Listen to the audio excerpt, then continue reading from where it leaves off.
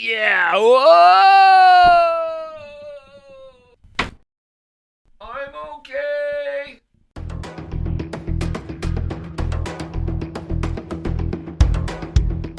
Hey, do you love adventure? Do you love outdoor sports? Would you like to learn more and hear from amazing adventure athletes from all over the world? If so, then check out the Adventure Sports Podcast. We've been the premier platform for sharing adventure for more than 10 years now. We help you get your adventure on. Look for the Adventure Sports Podcast wherever you find your podcasts. Get out there and have some fun. The following is brought to you by the Social Suplex Podcast Network. G'day world, this is the Sniper of the Skies, Robbie Eagles, and you are listening to Keepin It Strong Style. Yo, this is Rich Latta from One Nation Radio. This is brought to you by the Social Suplex Podcast Network. We present to you the Ace of Podcasts, Keepin It Strong Style. Let's go. It's the Ace of Podcasts, Keepin It Strong Style. Covering New Japan, they ready to hold it down. Jeremy Donovan and the young boy Josh. Come and hit a job out and bury all the frauds. From the Tokyo Dome over to the G1. Social Suplex is the network where we can get it done. I'ma chill and let them have it, cause this is just an intro. Keeping the strong style, 6 stars from the get-go, boy. Yeah, from Tampa Bay to the Tokyo Dome, this is Keeping It Strong Style with your hosts, Jeremy Donovan and the young boy Joshua Smith. And thank you for listening. Welcome to Keeping It Strong Style, the Ace of Podcasts on the Social Suplex Podcast Network. Jeremy Donovan here, solo this week.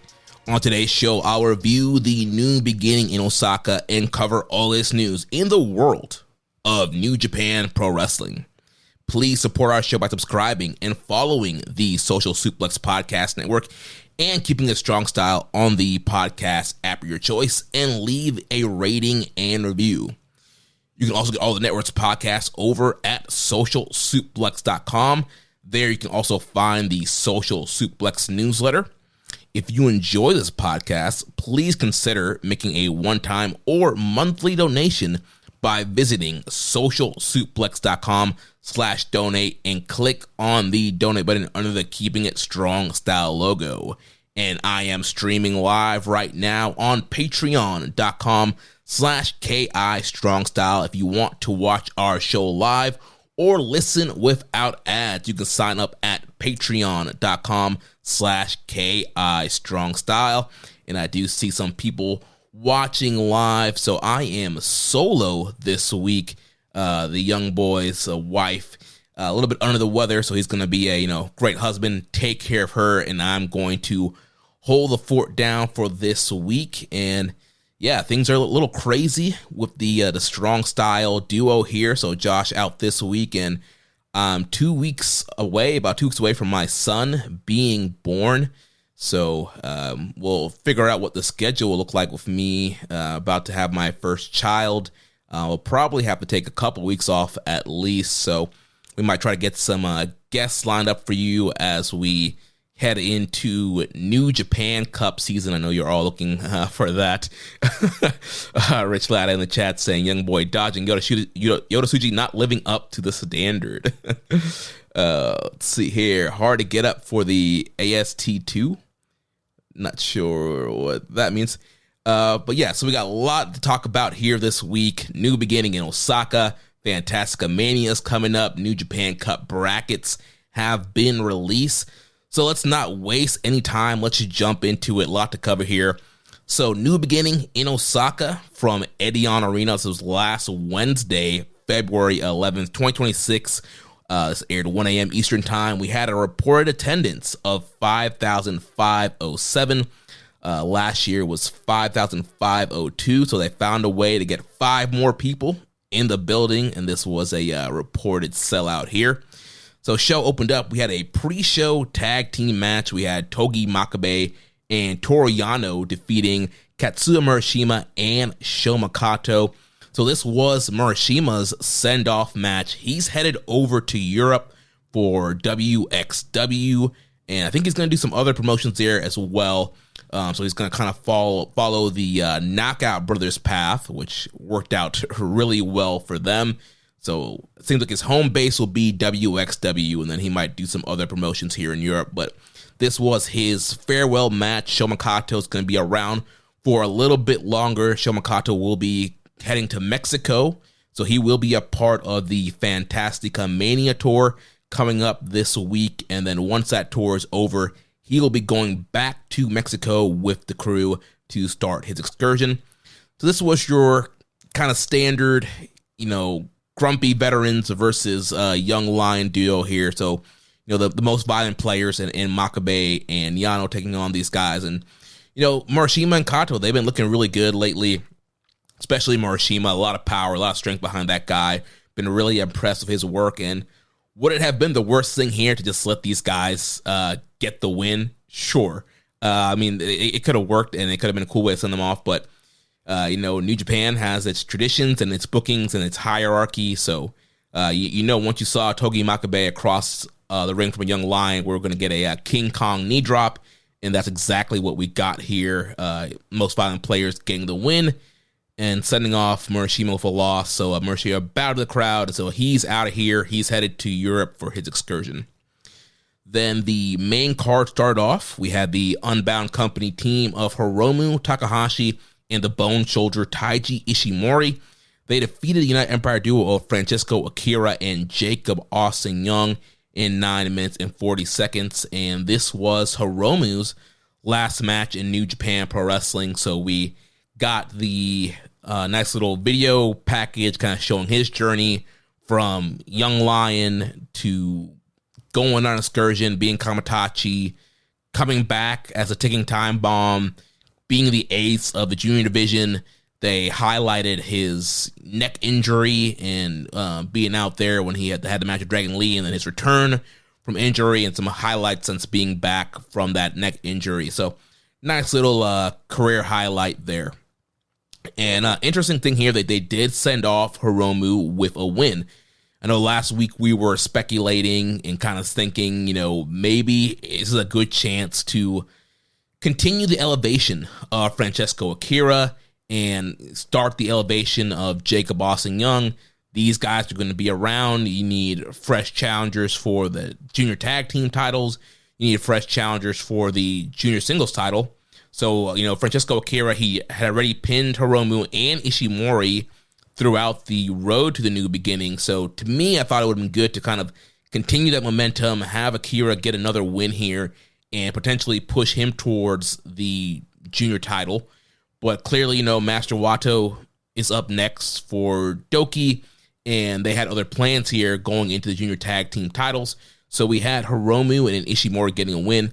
And kind of weird seeing Hiromu and Ishimori teaming up, especially these last few months. They've been bitter rivals since Ishimori jumped to New Japan, and they've been kind of the 1A, 1B of the junior division before they kind of really pushed Despy up to the top as well.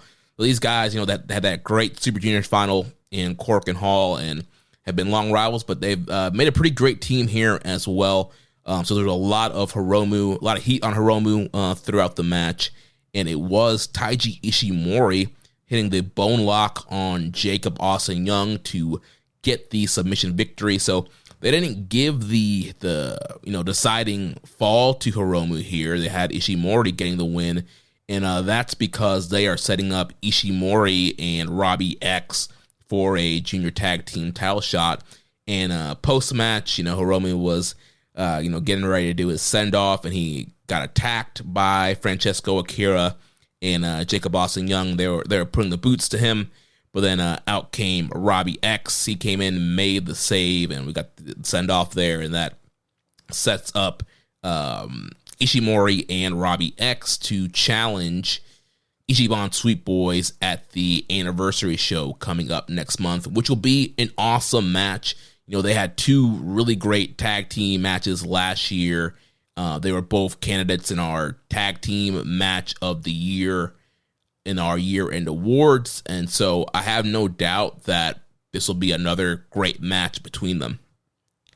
So then following that, we went into tag team action with the War Dragons from the Unbound Company, Drilla Maloney and Shingo Takagi, and they defeated the United Empire team of Great Okan and Hanare. And I gotta say, this was a match that I was really looking forward to, and it kind of disappointed a bit. They had sub 10 minutes. Overall, it was a solid tag team match, but War Dragons were really knocking it out of the park in World Tag League and having some really great matches. And, Hanare is in phenomenal shape, and him and Okan are a great team. So I was expecting a little bit more of a hard-hitting match, a little bit more, head drops, strong style type action here. But I guess with less than 10 minutes, it kind of worked a little bit more of a sprint. But I just felt like this match probably should have been better. Maybe they could have got more time. But War Dragons pick up the win here, which was a little surprising considering the push that United Empire was getting. Wrestle Kingdom was kind of like their relaunch, repush, and they, were running roughshod over the Unbound Company all throughout the road to the New Beginning, and it seemed like, they were really positioning United Empire to be the top heel faction and give them a lot of momentum. But it seems like they were just trying to make them, I guess, credible for some of the losses they were going to eat here. And, last week we had predicted, United Empire was going to, sweep up Unbound Company up until the main event. And that's not quite what we got here. We did get a little bit more of a back and forth between the factions. But, Hanare just coming back from the injury and being in, phenomenal shape, the best shape that he's ever been in, it seemed like he would definitely be poised for, a really big push and to do something in the tag division. But they ended up going with War Dragons, which, at the end of the day, I'm not going to complain too much about that. Shingo Takagi and Drilla Maloney are an excellent tag team. Like I said, one of the standouts of World Tag League last year. And it's a welcome addition to the tag team ranks. And we've kind of been seeing a resurgence of the tag team division since the Knockout Brothers have came last year. So, we got Knockout Brothers, we got Zack and Oiwa, there's always Bishamon, we got War Dragons, you got Hanare and Okan. So a lot of really strong tag teams are really being built up in this division. So towards the end of the match here, we had Maloney hitting the Drilla Killa on Okan, Shingo hitting the Pumping Bomber on Hanare, and then they hit their War Dragon tag team maneuver on Hanare to get the win. And then post-match, we had an interesting segment. Drilla Maloney grabs the mic, he's on his knees, and he's has a kind of the fake sad face on, and he's pretending like he's getting choked up, and Shingo's looking at him, and he's kind of had his head down, and he kind of starts off in a somber voice, and he's speaking Japanese, but eventually he says, I have re-signed with New Japan Pro Wrestling for another year. Crowd pops, Shingo pops. Shingo was so happy. He's like, yes, please, somebody's staying. So we will get to see more of the War Dragons in 2026, and hopefully the tricep tear that Drilla Maloney has isn't too bad. He is announced for New Japan Cup, so it seems like he's going to continue to work through it. He will be off during the Fantastica Mania tour, it looks like. So, hopefully, he'll have a few weeks to let it rest up, and hopefully it's just a minor tear that can kind of, fix itself, quote unquote, for the meantime. But yeah, hopefully he won't have to get a major surgery and be out, because he has a lot of momentum right now, especially with this win. And War Dragons are a team that I definitely want to see in a tag team title match at some point this year. So then following that, actually got a couple questions here. Def Triangle 720 says, do you think we're going to see a bait and switch with Hanare? He's considered a free agent, but I can see him staying after the New Japan Cup. Yeah, I don't know what's going on with the status of Hanare. I know that on his Twitter account, he put free agent in his bio, and maybe that's his way of trying to signal people that, he's open to potentially negotiating with other promotions. I have not heard anything about Hanare leaving. He's been one of the names that have not been rumored to leave. I'm not sure if AEW or WWE have any interest in him. I think there was some WWE interest in the past with Hanare. He had chosen to stay with New Japan. So we'll see. I mean, he's a really talented guy, and I feel like, unfortunately for him, he's just been plagued with injuries, and he's kind of had this start and stop push because, they get behind him and he gets hurt. He had that great series of matches with Shingo Takagi for the KOPW title, and, he's had some great tag team matches, tag team champion. He's had some hard-hitting matches with Tomohiro Ishii, and for whatever reason, they just can't see to really get him going because a lot of the time it's injuries. Let's see. NJPW is hoping for some retention of Hanare.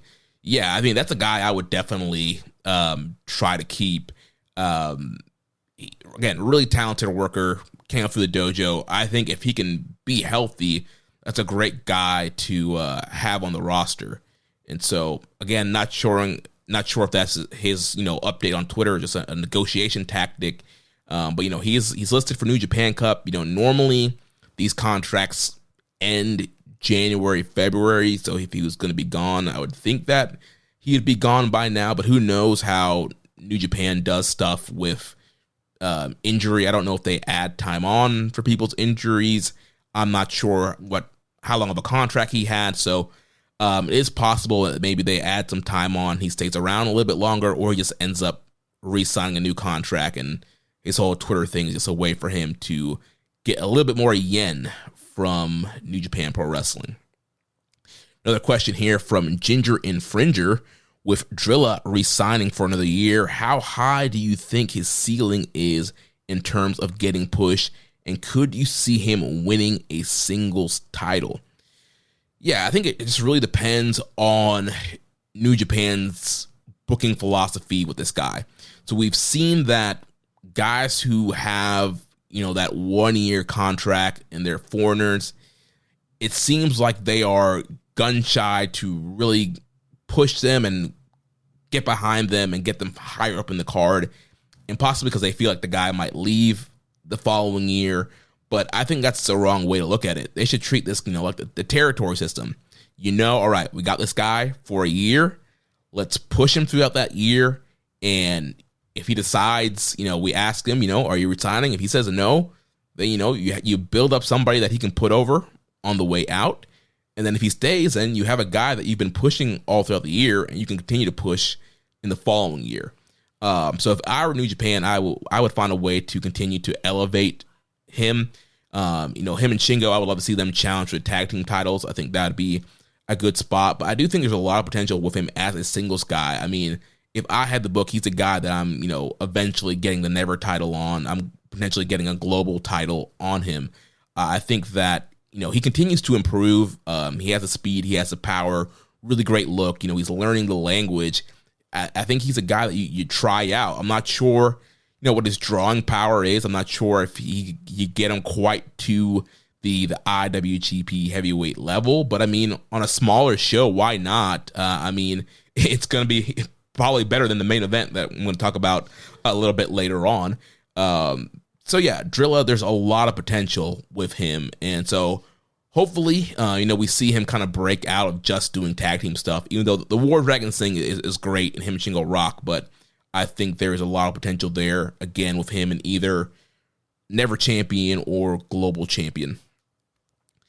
So next up, we had the Never Openweight 6-man tag team title match. We had the champions Bishamon and Bolton Oleg retaining by defeating the TMDK unit of Big Jag, Hartley Jackson, Roy Oiwa, and Zack Sabre Jr. in 12 minutes and 20 seconds.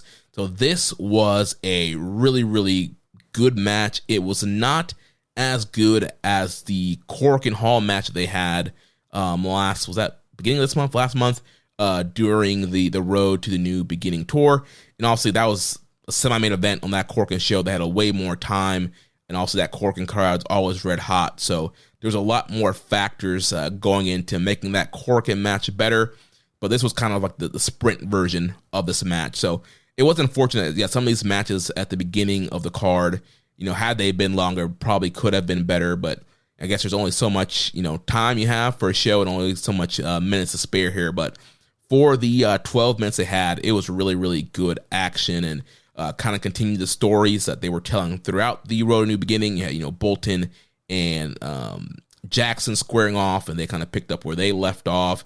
Continued the heat between Goto and Oiwa, and continued the story with Zack and Yoshihashi, which were some of the most compelling parts of the match. The whole thing is Yoshihashi has not beaten Zack Sabre Jr. in a singles match yet, and they had a really good singles match in Korakuen Hall in the build of this match, and there was a lot of fire behind Yoshihashi trying to pick up the win for his team over Zack Sabre Jr. So really good, hard-hitting back and forth here.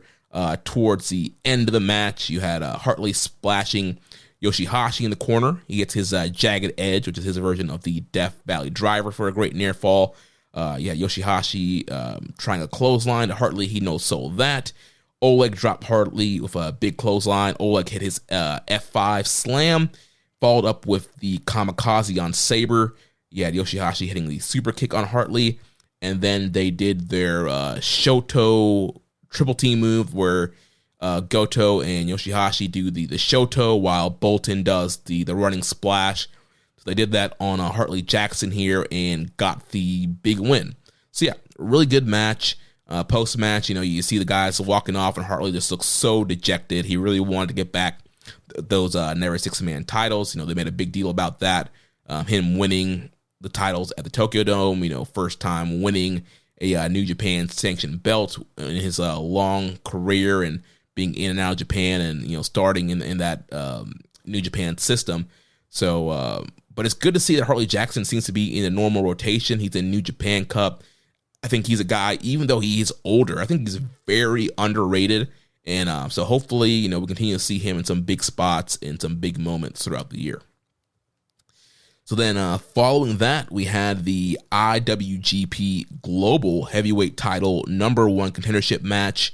The real Latino man, Andrade El Idolo. He defeats the Man Mad Gabe Kidd in 14 minutes and 20 seconds. And I thought this was a really good matchup. Again, maybe a match that could have been a little bit better with more times, but I don't know. It hit the notebook for me. I'm 4 stars flat on it.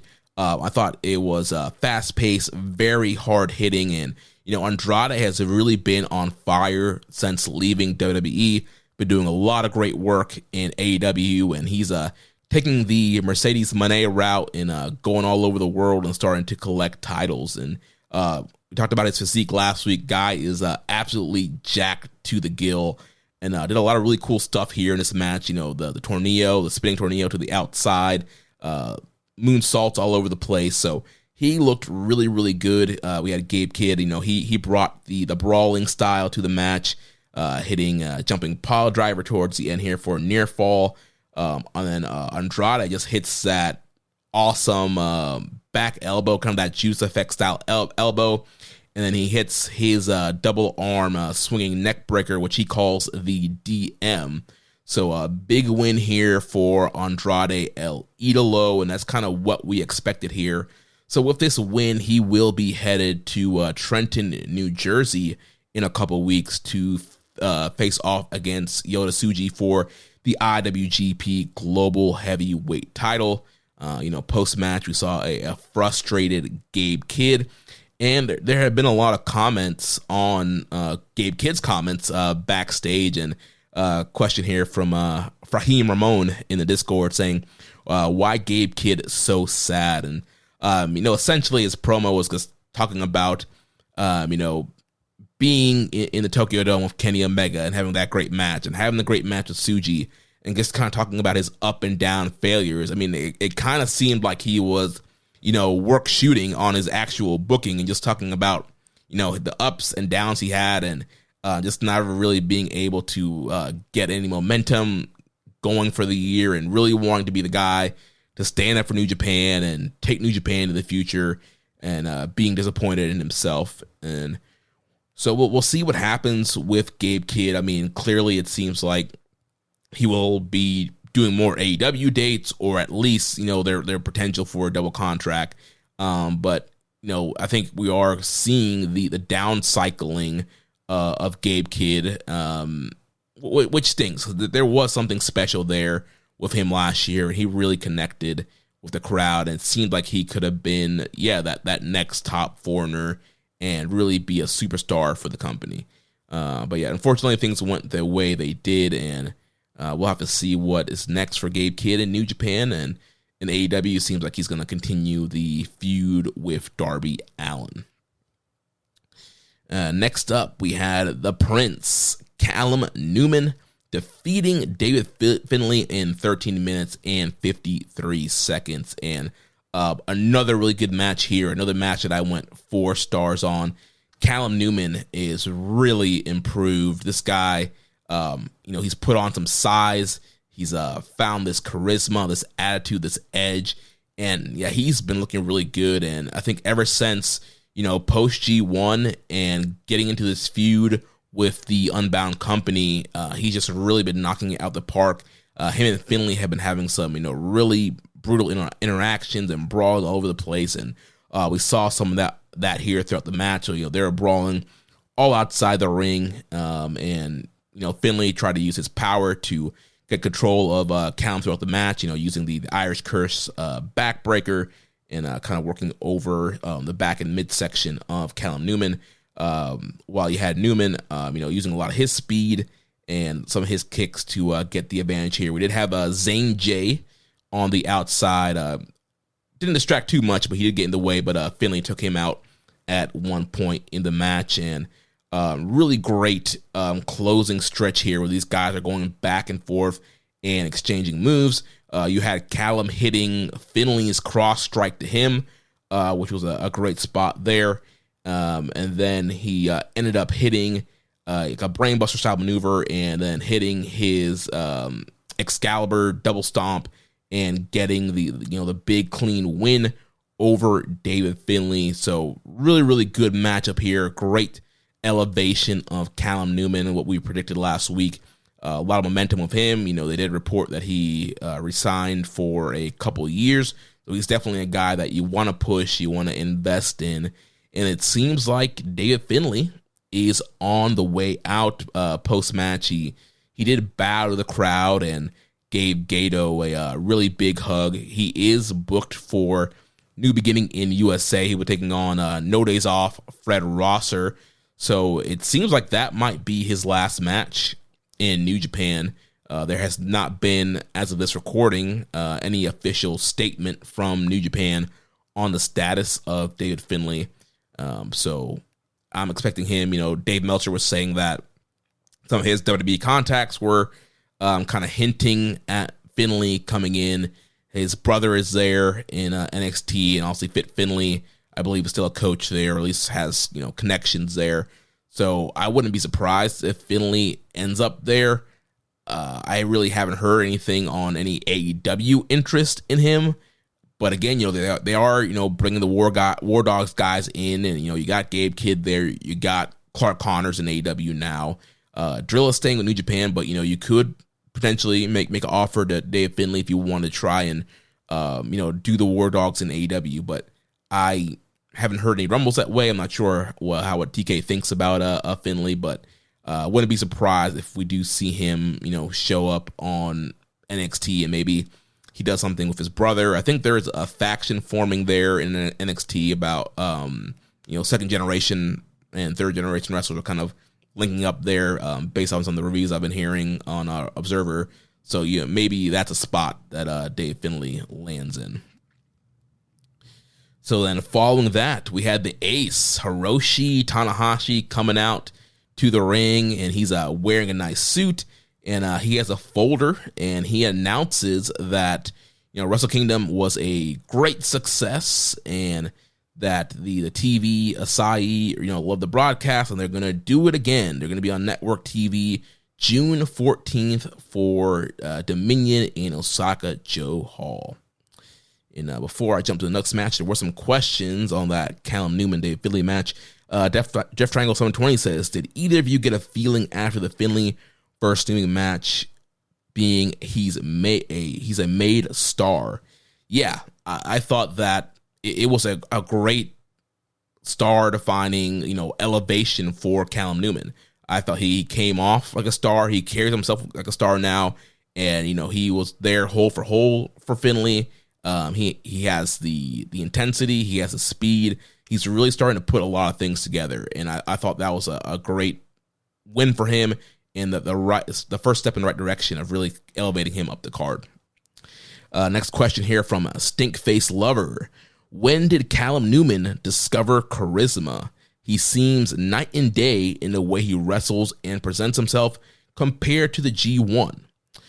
Well, yeah, I think that he's always had charisma. I think it's been a long journey in, finding himself and kind of figuring out who Callum Newman is. And I think, unfortunately, for a lot of the United Empire guys last year, they were just kind of all in disarray. There wasn't really any direction with the faction last year, especially, you had guys like Cobb leaving and TJP left and Hanare got hurt, and there's just so much influx with United Empire right now, and they really weren't focusing on Callum Newman a whole ton. He was supposed to be, have a tag team title run with Jeff Cobb, and that got cut short, and then he had the title match with Goto, which was a really good title match, and then from there just wasn't really a focus on him, and going into G1 there wasn't really a lot of storyline direction with him. But post G1, you get to the Unbound Company feud and just how intense things have gotten with him and Finlay. There was an edge there. There was a direction for him. There was some character progression, and we're seeing this kind of built up from frustration with him, and you saw that really come to head New Year's Dash when Will Ospreay came back and Newman teased hitting him with the chair. So I think there's this whole direction here, and he feels like he's a guy that has put United Empire on his back last year, and he's frustrated with the company, with the fans, and he feels like he deserves more, and he's frustrated at Will Ospreay for just trying to come in and pretending like nothing's happened and everything's all good. So I just think that some character direction and some storylines can really help a guy who's trying to find himself and establish his character, and we saw a lot of that post G1, and that set Newman up for where he's at right now. Next question here from Ginger Infringer. Since Newman defeated Finlay so definitively, combined with his new presentation, how real is a possibility of him not only winning New Japan Cup, but the world title as well? We'll do official New Japan Cup predictions probably maybe next week or the week after. But I think he's definitely a front runner to get to the finals, go very far in this tournament. As far as winning the title this year, I don't know. I feel like there's a lot of guys that really need to be elevated and pushed, especially some domestic guys. I think you want to get, you need to figure out, and we'll talk about them later, what you're doing with Uemura and Umino and Oiwa. I feel like there's a lot of, homegrown talent that really need to be elevated and get some title shots this year. But it all kind of depends on what they want to do with their foreigner slots. Also, with Finlay potentially leaving, that does open up a top heel foreigner spot. And, Finlay, has won New Japan Cup. Finlay challenged for the title. Finlay was global champion. So I could see Newman, if he did, I don't know if he'll win the world title this year, but I think he could win the global title. I don't think you want to, completely just kind of rush the push that's happening right here. I think you can continue to develop him. I think a global title run would be good for him. Hopefully at some point this year we get the Will Ospreay match. That would be huge, and maybe that's the Wrestle Kingdom match, maybe. But I think a big program with him and Ospreay, and him potentially beating Ospreay, could be the great thing that you do that, and then you catapult him to winning the world title. But I think he's definitely a guy you have in the mix, and I would love to see a global title run from him this year. Next question here from Rambo and Slam Pig. What is Callum Newman's ceiling in 2026? Do you see him as a legit challenger for a top belt, a flavor of the month filling the fence, a mid-card title holder, or something else? I do think that he will eventually be a legitimate challenger for the top belt. I mean, he has won a world title match under his belt, and he wasn't even really ready for it at that point in time. But the thing is, he has resigned with New Japan, multiple year contract. So, I talked about earlier, the guys kind of signed 1 year that are foreigners are kind of, it seems like a little bit leery about pushing those guys. But here we go. We have a guy here that's young. He's signed for multiple years. He's been in Japan. He's gone through a little bit of the dojo system. He's established himself here. He's really starting to get over. United Empire is in a big push right now. So I think that he's a guy that you continue to invest in. Like I just mentioned, you have a top foreigner spot with Finley, him going. Newman can easily slide into that spot. And I think that they just need to continue to put him in big singles matches like they did here with Finley, have him look great and dominant, and continue kind of this, storyline of him feeling robbed and that, everything's on his shoulders and wanting to get out of the shadows of Will Ospreay. I think there's a lot there with him. So I don't think that he's a flavor of the month or a mid-card guy. I think he's a guy that you need to invest to. He has all the tools. He's a really great talent, and you have him for multiple years. So if I'm New Japan, they need to figure out what their game plan is and continue to elevate him up the card. So then, as I mentioned, we had the Tanahashi announcement of the Dominion going to be airing on network TV, which led into the never open weight title match. Boy. We had sold out Ren Narita defeating Aaron Wolf in 2 minutes and 8 seconds. Yes, you heard that right. 2 minutes and 8 seconds. They flipped the belt. So, I mean, we got the ultimate House of Torture special here. That they jumped him right from the entrance. You had Sho and Doki jumping him on the ramp. Then you had the whole crew out there, and it was almost like they heard our episode a few weeks ago and were like, we want to do, all the, the 13, 15 House of Torture gimmicks in 2 minutes. We want to see how many we can get in 2 minutes. And man, we got it all. We got, the only thing we didn't get was the lights turning out. We had the garrote wire. We had him. He got hit with the wrench. He got hit with the push-up bar. He got hit with the pimp cane. Like they did everything to this man. Beat him down. Got him in the ring. Match started. He was able to hit an angle slam, but then ref bump, and they all jump in. And Wolf's trying to come back. He did some judo throws, but then Narita hits a low blow. He hits the double cross spike, which is his version of the X Factor. Then you had Togo with the garrote wire, and then Narita hits the Hell's Guillotine, which is his flying knee from the top of the rope to the throat for the pin. And then they continue to beat him down post-match. And then finally, you have these Hantai bums come out here to try and make a save. Master Wato, Yo, I think Bishamon was out there as well, and Bolton Oleg. So they all run out, and Charlton saying, they were in the showers just getting ready. They didn't see what was going on. And so, yeah, they let that man get beat down and switch the belt. And, yeah, not really a fan of this. I think this was some booking malpractice here. Man, I just don't get it, what they're doing with Aaron Wolf. And they had such great momentum with him coming off of Wrestle Kingdom and coming off of the Evil match. And clearly, I think part of the sellout and also them getting these TV Asahi spots is because of Aaron Wolf. And like we talked about a few weeks ago, we were talking to Keiosuke, one of our Japanese listeners, about just how big Aaron Wolf is in Japan and all the TV appearances he's making. Like, this guy is very, very popular, and there are people that want to pay money to see him. And to cut this thing off so early just seems like a bad booking call and business decision. I feel like they totally kind of cut his legs from underneath him, and now he just kind of seems like a guy, and it kind of makes the Wrestle Kingdom win look like a fluke. And I don't think that's what you should be going for. It should be, this guy's a super rookie. He's super talented. Yeah, maybe he's not, as experienced as your Hiroki Gotos or your Zack Sabre Jr.'s, but he has that grit, he has that edge, and he has that judo background that he can tap into to help him win these matches.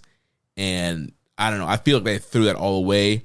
I guess some people could argue that, they tried to protect him here with all the antics that you really didn't get a chance to do anything. And, there's always a way for him to come back from this. And I don't know. I feel like also at some point, I think he did have to lose, and you do want to build sympathy for him. Because, if you go on the route where he just wins every match and he becomes like the Super Cena or he's like Hogan, there's a chance that the crowd could have turned on him because he was just winning too much too fast. But I don't think we're anywhere near that point. I think the crowds were very excited to see him, very invested in him. And I feel like this was a thing you could continue to do to build up to all these big shows and use him as a key attraction to sell out more of these shows. And I don't know. I just don't get how they think that beating him in 2 minutes with Narita was the right call.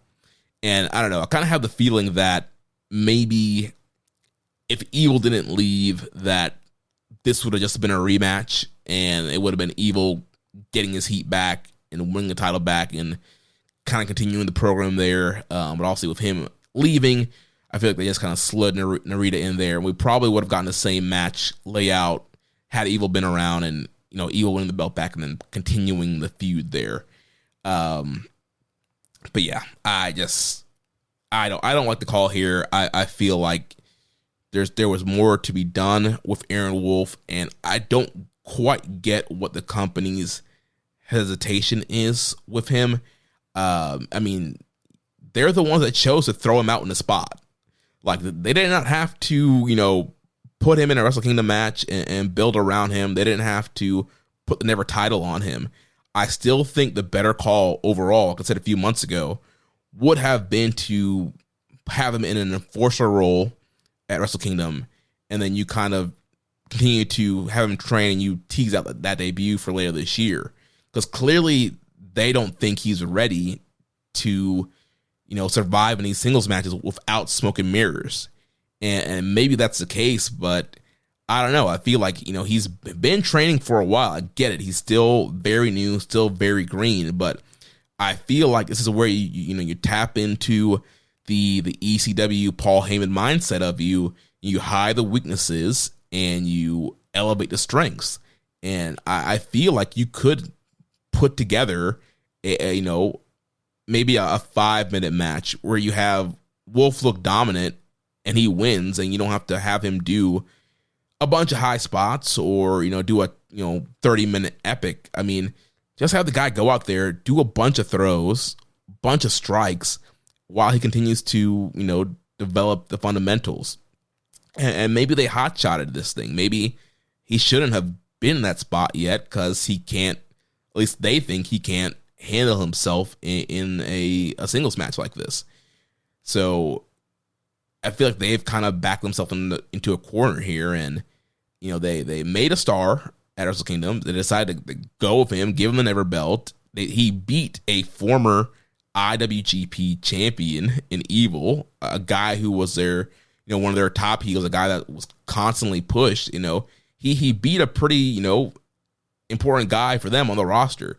And so that should have been a launching pad for him to continue to be in a upper mid-card position and continue to build that momentum and that popularity around him until, you eventually have him up against a guy. Maybe he goes up against a guy like Goto, a guy like Zack Sabre Jr., where it's like, he's just, he has a lot of great fire, a lot of potential, but he just can't match the experience of those guys, and he falls to one of those guys.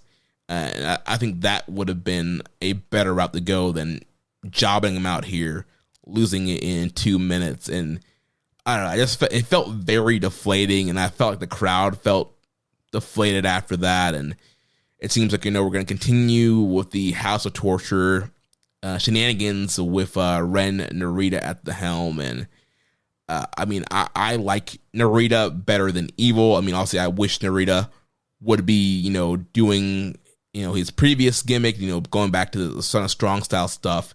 But yeah, it's unfortunate that he has to continue to be in the House of Torture loop, and they're just gonna do the same things. So they're sliding Narita up in the Evil spot. So we had a few questions here. Kazuchika 420 says, is the momentum of Aaron Wolf undercut by losing to Narita like that? Seems like all the work done in the Wrestle Kingdom match was completely reverted. Yeah, that's exactly how I feel. And, we could always be proven wrong. Maybe this was a thing to get him sympathy, and, maybe this is going to get crowds behind him even more, and they want to see him get his revenge on House of Torture. They want to see him win New Japan Cup. And maybe, maybe Gato has something here that we're not seeing. But as of right now, I see it as a bad call. I feel like it did reverse everything. You went from making this guy a standout star to just another guy on the roster that falls to these House of Torture shenanigans. So it's going to be interesting to see how this all plays out. Do the crowds just kind of throw their hands up and be like, all right, that was fun for the month, or is this a thing that's actually going to build some sympathy for him, and it's going to be the thing that actually continues to elevate him? I don't think so. Next question here from Death Triangle 720. Are you surprised House of Torture won't change any of their tactics? And also a question from the Dark Soldier saying, well, House of Torture isn't going away with its bullshittery. From a 1 to 10, how disappointed are you with it? And, I was not expecting House of Torture to disappear overnight. I was not expecting, a big Ren Narita shift overnight. I wasn't kind of expecting that. Yeah, they would kind of keep it floating for a bit until there was some catalyst for a change. Like for me, I would have had Narita lose this match, and that be the thing to make him want to change how the faction works or change what he's doing. But yeah, I was not surprised that he kind of continued where he was going. Like New Japan really doesn't do that. You don't really see like out of the blue, gimmick changes or alignments like that when a guy leaves. So I do think there would be something, a catalyst or something to really get him to change or the group to change up. But yeah, they kind of continued with the House of Torture pattern here. And yeah, I mean, it's a little disappointing that they feel the need to keep this faction around. And I know that there was some kind of Bushi Road report that was released last week that was showing some earnings stuff, and they talked about the success of that Purge Night, pay-per-view, that House of Torture Proto show that happened last year, and how their merch has been doing good or whatever. And that's all fine and well, but at the end of the day, Purge Night is a one-night deal. Like, and their merch, maybe it's doing well, but it's not doing well enough that it's completely turned the company around. And like we've been saying for the last several weeks, at least I do not see any super strong business metrics to where it's like, we need to keep this group. They are, essential to our business. They are essential to this promotion. And, Josh made a great point of, people are saying, are excited for, We're So Back, or they want us to be back.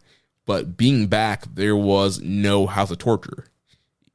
And I don't understand, you look back to 2012 to, January 2020. There was no group quite like that. And yeah, you could point to Bullet Club, and yes, there were a lot of shenanigans and interference in Bullet Club matches, but there were a lot of great matches, and you had a lot of super talent in those groups. You had your, Vertical Devitt, AJ Styles, Kenny Omega, Jay White.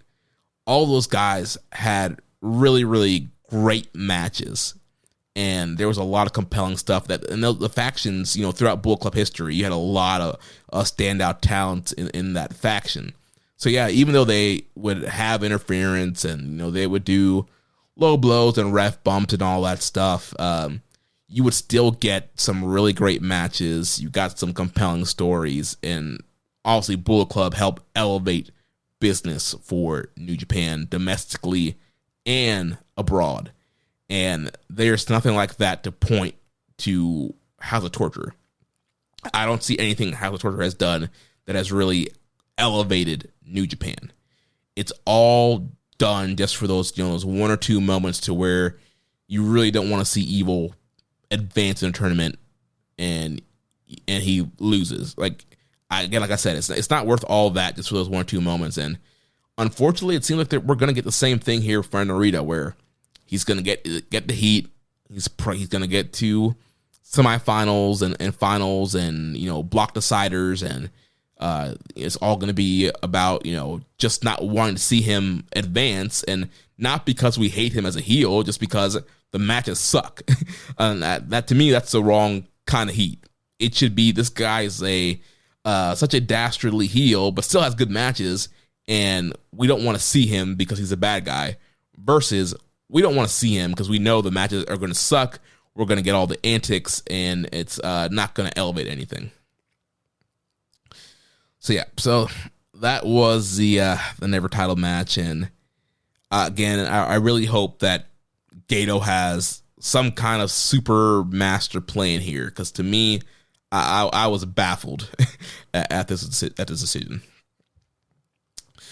So following that, we had the IWGP Tag Team title match. Where my brothers at? Where my ladies at? Boombaclat. The Knockout Brothers, Oscar and Yuto Ice, they defeat Shota Umino and Yuya Uemura in 19 minutes and 37 seconds in the match of the night. And this match, did not disappoint one bit. It was built very well. Story going in. Umino and Uemura are 0-2 against Knockout Brothers. And, this was their third shot here. They really wanted to beat them. And, unfortunately for those guys, they did not get the W here. I liked what they were doing with Umino and Uemura as a tag team. And I felt that the tag team was really helping them get over, and it was kind of a good holding pattern for them until it was time for them to break out into singles again. But I felt like they were doing really good work as a tag team. But man, you can't deny the Knockout Brothers, and this Osaka crowd was not very nice to the Hantai team here, especially to Shota Umino. He did get booed throughout the match. And the crowd, there were KOB chants all throughout the building. So, KOB is a hot act. And I know last week we had predicted Umino and Uemura winning and kind of doing some stuff with them. But, you can't deny the crowd reactions. And you can't deny that the star power. And, after watching the match and just kind of seeing how things lay out, I'm like, yeah, going with KOB ended up being the right call. I mean, that crowd, KOB, they're supposed to be the heel / tweeners, and that crowd were fully behind KOB. I mean, Uemura got a little bit of support, but Umino was getting booed, and anytime, those guys, Umino or Uemura, were making saves, the crowd booed, and we're not into that. And then anytime, KOB was on offense, the crowd was loving it. They loved seeing KOB make saves.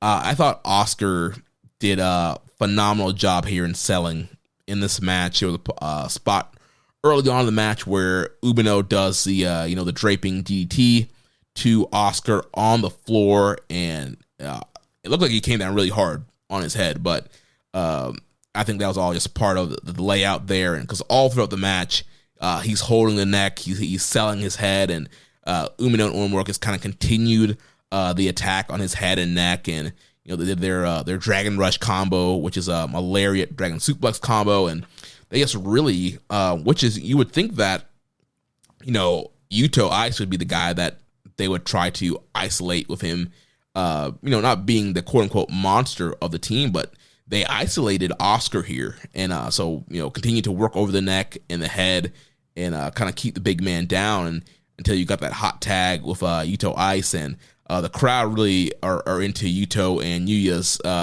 rivalry here, and we saw them. They had that great match at the end of last year, building up to their first tag match that they had towards the end of the year, and that was a great matchup here, and the crowd was really into Yuto and Uemura exchanging strikes here, and again, there was a lot of great heat on Oscar, and him really having to fight through a lot of Uemura and Umino's double team combos to keep KOB alive, and Yuto Ice made a lot of really great saves throughout the match, and towards the end here, really great closing stretch where you had Umino, he drop kicked Yuto Ice, that sent him to the floor.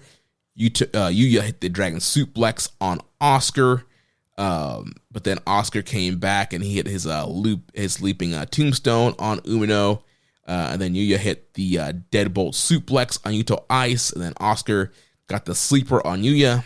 Yuya got a roll up for a near fall, then Yuya hit a German Suplex with a high bridge on Oscar, again kind of landing right on the back of that neck that had been worked over all over the match.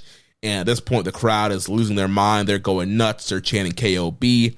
And then Oscar and Yuto are eventually able to get Yuya up, and they hit the KOB, that tombstone pile driver kick to the head combo, and they get the big win here. So really, really awesome match. If anything, if you haven't watched it, you haven't seen this show yet, you definitely, if there's only one match you're going to watch from this show, you need to watch this tag team title match. It was just super awesome. And, KOB, man, they are killing it. They are stars. I know there are some people, it seems like majority of people are behind them, but I think there are some of the more popular voices in the community that are down on Yuto Ice, or down on Oscar, but I don't know, man. It's hard to deny this guy, both of these guys, especially Yuto. I mean, super charismatic, carries himself like a star, like a badass. He's great strike exchanges, great selling, great layouts of their matches. Like, these guys just rock, and they're a blast to watch, and they've really elevated this tag division. And we say all the time that historically New Japan is just not a tag division. And every once in a while there are spots where you get teams like Young Bucks and War Machine, some teams like that can kind of keep a division for afloat for a little bit. Killer Elite Squad, stuff like that. And it's kind of always this weird ebb and flow. Bishamon, but like I said earlier, we're really building a great division, and we're getting to a point now where the tag team title matches are starting to be the standout matches every night. And, that's all due. You got Knockout Brothers, Uemura and Umino, War Dragons, Sabre, and Oiwa.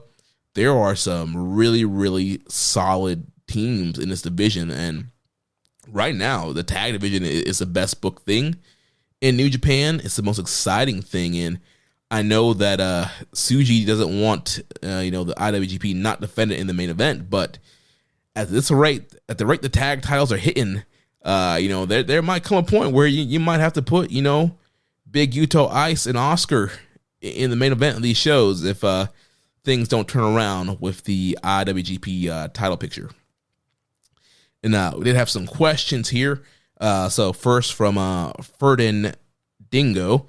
What are your thoughts on Yuto as a IWGP heavyweight contender in the short and middle term? Well, I think there's definitely main event potential with Yuto Ice. I don't know if that's this year. It seems like they're really, behind trying to continue to elevate him and Oscar as a team and really kind of push Knockout Brothers as an act together. So I don't know how many singles opportunities he's going to get outside of that this year. He is in New Japan Cup, but I feel like that's more probably set up. Like whoever beats him will probably set up a tag title match down the line. I mean, they could go far with him. I mean, that would be interesting, but I just don't know if they will. But I definitely think he's a guy that at some point, he will have to, not saying he has to turn his back on Oscar or anything, but I think at some point, he has the charisma and the fan connection to be IWGP Heavyweight Champion and be a guy that's in main events. So I don't know when KOB will drop the belts, but I do think at some point this year, you give him a title match. You don't have to put the belt on him this year, but I think that he's gotten to the point now where, you can count on him to have a great match. And I know we've mainly seen tag outings from him, but he did have that great singles match with Uemura last year. So, and we'll see. New Japan Cup, he'll have some more singles matches there. And I don't think it's a thing where he's just a tag guy. I'll see him and Oscar, great chemistry, great duo. But I definitely think there is something there for him to break out as a single star. Next question here from Little 727. Now they defeated Rough Storm. How long are KOB holding the tag titles for? Tell Dominion or even the Tokyo Dome? Man, I mean, a reign towards Tokyo Dome, that would be pretty nuts to have them hold the belt that long. That would be really super establishing them. Yeah, I'm not quite sure who's going to be next up for them, but I mean, I think running them towards Dominion could be a good idea, especially with Dominion being on TVSI, and they kind of missed out on the TVSI spotlight for Wrestle Kingdom because I believe the broadcasts were really focused on the top 3 matches, and they were stuck in that stupid Rambo match.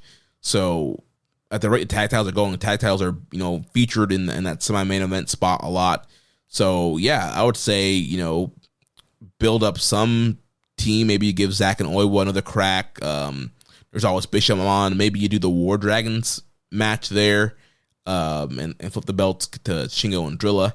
But I think definitely you should have a big title match, whether they're retaining or not, at Dominion, so those guys can be highlighted on that TVSI program. But yeah, I think Dominion wouldn't be a bad spot for them to drop it, and then they go into G1 and kind of do some more single stuff, and then post G1 you could always have them regain or kind of figure out what you're doing with them.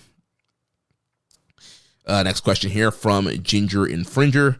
Could Rough Storm losing be a good catalyst to turn Umino heel?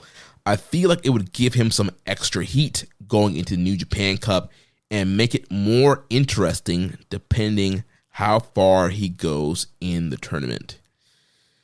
Yeah, I mean, they got to figure out something with old Roughneck here. Because even though the tag team has been doing great work, that Osaka crowd booed them. And he got booed. And he got booed at New Year's Dash coming out to challenge Knockout Brothers. And even in the opening tag match, it seemed like the crowd were more behind Ishii and Taichi. And it's a thing where, I feel like, yes, he's not getting, the, 2016 Roman push where he's getting pushed down our throats, so to say, in singles capacity. But I feel like he is given a lot of opportunities, and they are trying and doing a lot of things out with him to try and get the crowds to love and accept him. I think there are some nights when that works, but there's some night where that's not working, and I think the crowd is kind of over this, super do-goody character for him. They don't want that from him. And I'm not quite sure what they want from him, but this babyface run is not working out, and trying to be the leader of Hantai, and this whole the tag team thing, that the work they were doing was great, but again, still did not result in him getting cheered. Our last visuals are him getting booed, and the heel tweener tag team is getting cheered over him. So, maybe it is time to do the heel run and do something different with him. This should be, I think, from a character motivation, there still be some frustration there because he's, been trying everything. He's been in these big spots and keep losing. And I'm not saying he needs to, join House of Torture or anything, but you could do something, where he snaps and he goes heel. And I think that could be the thing and we've seen it all throughout wrestling history a lot of times where a babyface push is not taking. You turn him heel for a couple of years, and then the crowd gets, they love the heel act, and then you can flip him to a babyface. So I think that's probably the route they should start looking to explore with Umino, because I think he just kind of looks like a geek when he's, coming out here and trying to cut these babyface promos and fire the crowd up and get the crowd behind him and get sympathy, and he's not getting the sympathy, and he's getting booed, and their heels getting cheered over him. I think that they really need to do something different with his character to salvage him as a top guy. Next question here from Rainbow Slam Pig. Shotagun, when, if not a heel turn and or unit leadership, what is next for the most divisive member of the Reiwa generation? Does this path through New Japan Cup portend another tedious year feuding with House of Torture? Yeah, I mean, we've been saying for a long time that, a lot of these Reiwa guys should all be leading their own factions and be elevated as top guys.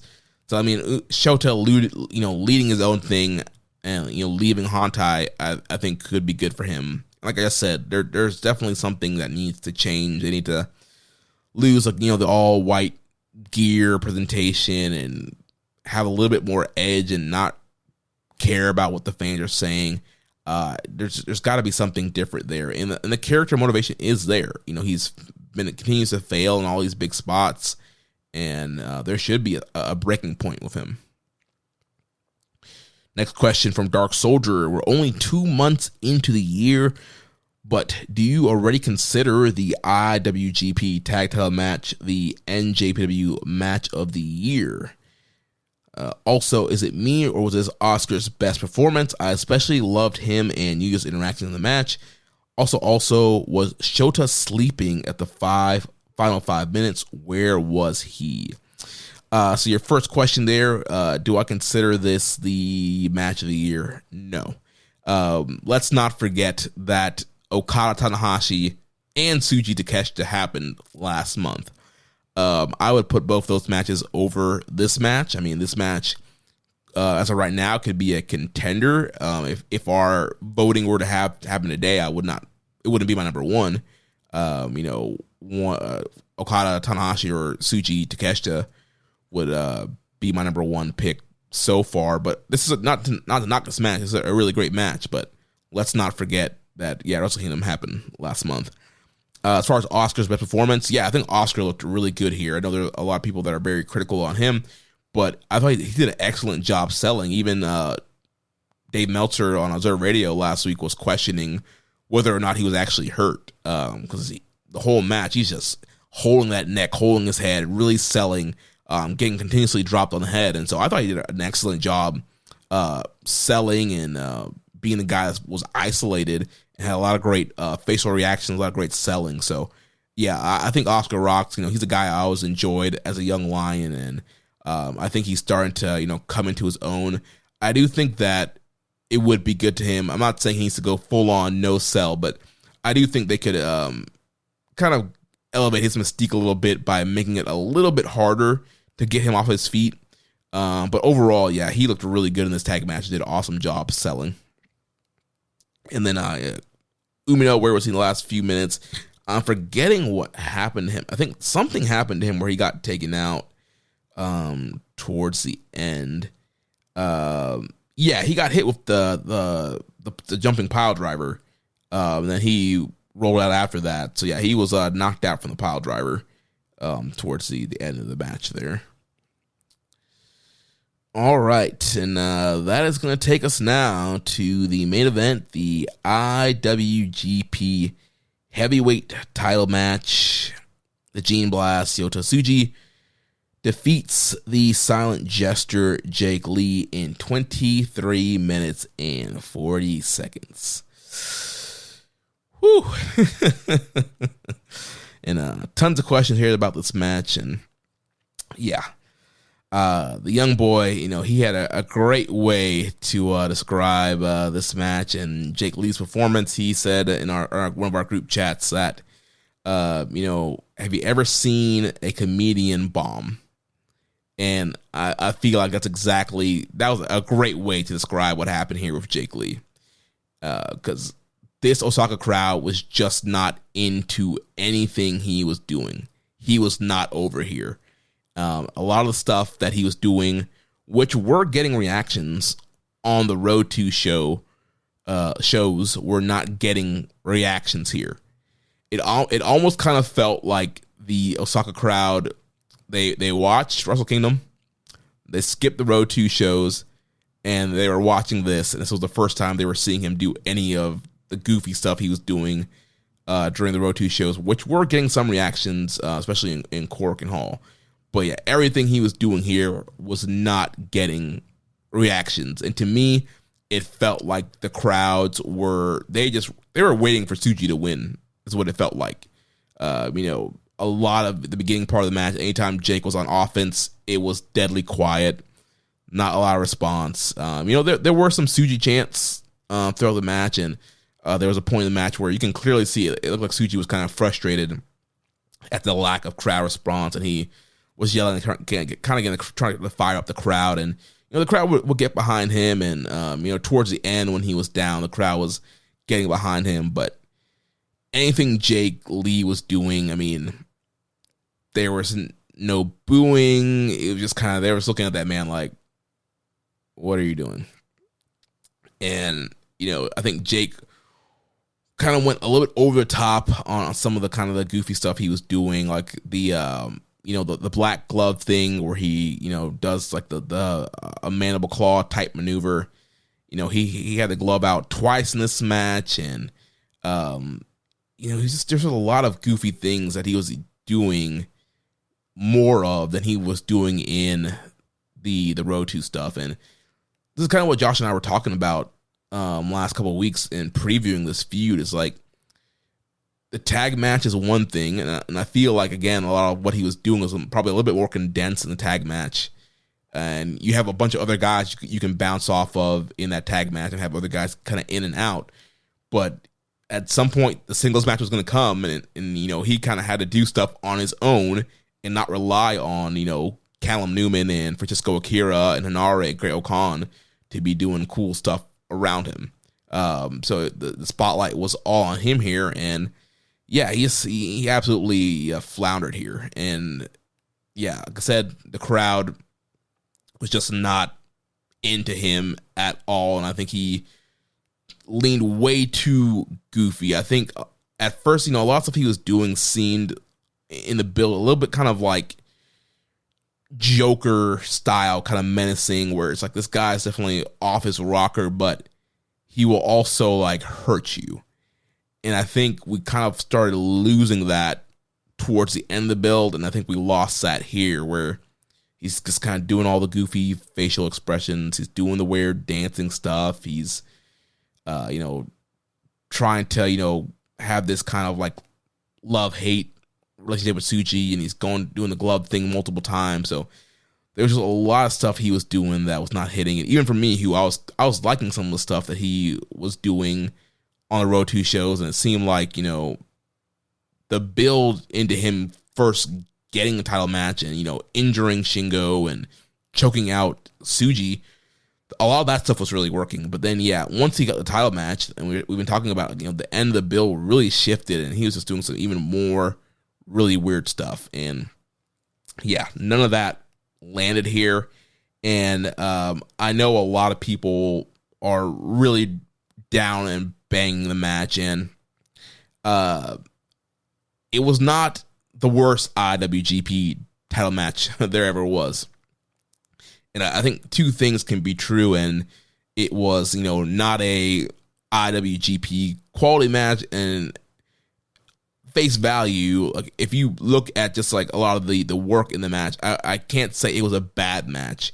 I think people giving it 1 and 2 stars is a little ridiculous, and I know there's a lot of Jake Lee bias out there, and I agree that he shouldn't be in main events anymore. And again, this was not an IWGP quality matchup, but I wouldn't say that it was a bad match. I think there was a lot of good moves and good work in the match, and I thought Tsuji did some good selling here.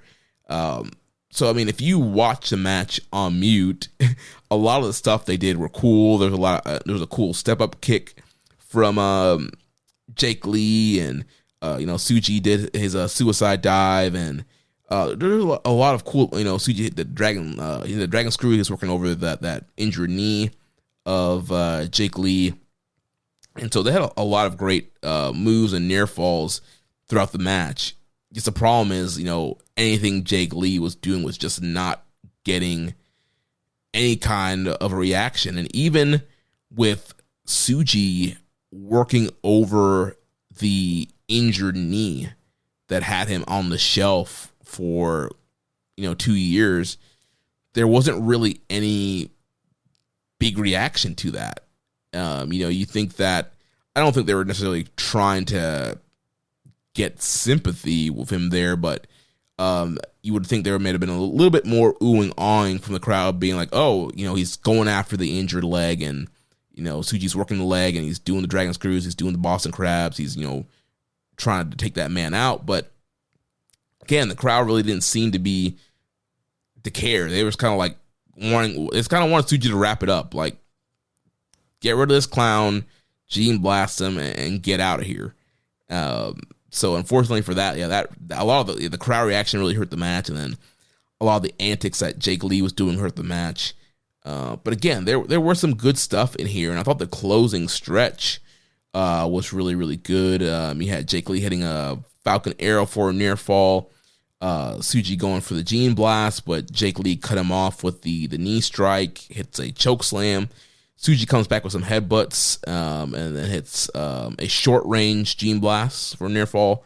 Then Yota hits the Marlowe Crash, but Lee pops up and fires up. Yota hits a V-trigger, and then the Gene Blast to get the win. So, again, closing stretch was really good. Not a good IWGP title match, not a good first defense here for Tsuji, and unfortunately, we said this was going to be a big test for both guys, and unfortunately, Tsuji was not able to elevate Jake Lee up to the main event level. And some people think that maybe nobody outside of Kento Miyahara knows how to elevate Jake Lee up to a main event standard, and who knows? Could have Okada. Kenny, Tanahashi, could they have gone something higher out of Jake Lee? Maybe. But yeah, not the best showing here for Tsuji and trying to elevate somebody. And then Jake Lee, obviously, there was a lot of naysayers, a lot of people, not wanting him anywhere near main event. And yeah, he proved all those people right. And he had a big swing and a miss here. And I think it really hurt his main event potential in this promotion. So we had a lot of questions here. Wukong901 says thoughts on Tsuji versus Lee. People saying it was shit. It was all right for a first defense. Again, like I was saying, I thought that it was a okay match, which you don't want your IWGP matches to just be okay. You want those to be great. You want those to be incredible. You want those to be phenomenal. You want those to be match of the year contenders. They should be the best matches on the card. And this match was far from that. But again, I don't think it was, sub 2 stars to 1 star, 1.5, whatever people are giving it. I think that was way too low. But again, it's the main event. It's the IWGP title. We got the V4 back. The V4 demands a certain standard in quality, and we did not get that here with this match. Next question from that dude named Menace. With that bomb of main event and no clear-cut heel, do they try to bring in someone Do they speed run Narita? Do they run it back with Lee? Also, with that bad match, did it kill Lee's chances of completing the heavyweight Triple Crown? As far as the heel spot, where it definitely seems that they are going to elevate Narita in the evil spot. So there will kind of continue to have that House of Torture style heel. And then with Finlay being out, which, obviously Finlay was kind of leaning more babyface with Unbound Company. But again, with him being gone, that opens up because he had a, top foreigner heel spot. And so that opens up the doors again for Callum Newman to slide up. So I think that Newman and Narita will probably be two of the top heels that get focused on throughout the year. But with New Japan, it's not always about heel versus babyface. So I think that, you can elevate some compelling challengers for Tsuji that don't have to necessarily be heels. And as far as hurting Jake Lee's chance, yeah, I mean, again, I don't know what Gato thinks nowadays, but if I watched that main event, I would be like, yeah, I'm not putting this guy back in the main event spot on a big show. If you want to stick him in a multi-man match in Cork in main event, fine. Or you want to find him a tag team partner and stick him in a tag team, fine. But I think that, yeah, he really dropped the ball here as a, title challenger and a main eventer. I don't think you can go with him, but I mean, they did sell out this show. And I don't know how much of that was solely about this match. I definitely think there's an Aaron Wolf effect there that helped the ticket sales for this show. And I do think that the crowd really enjoys Tsuji and get behind him. And I think that there is a lot of popularity and momentum behind Tsuji, and maybe it wouldn't have mattered who faced Tsuji on the show. It maybe would have still sold out. And so I don't know, maybe they look at the sellout and are like, oh, he's a draw, he can draw, and so we can try again with him later. But I would not put the drawing power of the show just on him. And if I'm them, I do not, put him in any big main event spots. But again, there is a lot of cachet with him, and, being a former GHC champion and a former Triple Crown champion. And unfortunately, they probably will put him in the main events. I wouldn't be surprised if there are going to be some G1 nights where he's in main events, or, I have to look at the New Japan Cup bracket, but, he might get a main event off in that tournament as well. But I would not put him in a world title main event again if I were them. Next question here from Def Triangle 720. Do you think Tsuji's first title match was a good way to start off the reign after a definitive boost from Wrestle Kingdom? Yeah, not a good way. Not the way, as Billy Pete Dunne said. This was not the best way to start off Tsuji's reign. He came off of that really great match with Takeshita at the Dome. He brings back V4. There's all this momentum and crowd connection and reaction with him, and him being really elevated, and you kind of get this really soft title main event. And so hopefully there are some better challengers lining up for him to get him some momentum. Also, he's facing Andrade for the global title. So, I mean, that should be a way better match than this. But for the IWGP, we got to get some other contenders in there with him. I'll see. There's some great history and chemistry with guys like Goto and Sabre, which would be really great guys to put in there with him to get him some great main events. And also there's some history there with Uemura and Umino, his contemporaries there. So I think there are some guys that you can build to have him. I don't know how long his reign's going to be, but there are some options there to get him some great defenses before this run is done. Next question here from Rambones. Are we done with Jake Lee's main events for a while? If Yota Tsuji only has a couple more defenses left in his first run of the top title, who would be the best options to get this stink off of him? Well, I am done with Jake Lee main events, but unfortunately, I don't have the book, and Gato does. So I don't know if Gato is done with those main events. I hope he is. As far as challenges, like I just mentioned, there's a history there of him and Goto. I think running him and Goto on one of these shows would be great. Him and Zach, there's some history there with them in the G1 finals where Tsuji failed to beat Zach. So you could have Tsuji get that win back with a title defense. Those would be like two of the top guys I would throw at him next. And then, again, a lot of great chemistry of him and Uemura. You can do him and Umino. Him and Yuto Ice could be interesting. I know that's inner faction, but that could be a compelling matchup to do as well. And then I think him and Callum Newman could have a great title defense. So I definitely think there are players that you can move on the chessboard to have him have some great defenses. But yeah, Jake Lee is not one of those players. Next question here from Def Triangle 720. Do you think New Japan are going to repeat the same thing Noah and All Japan did by having Jake Lee in the world title picture? And I don't know.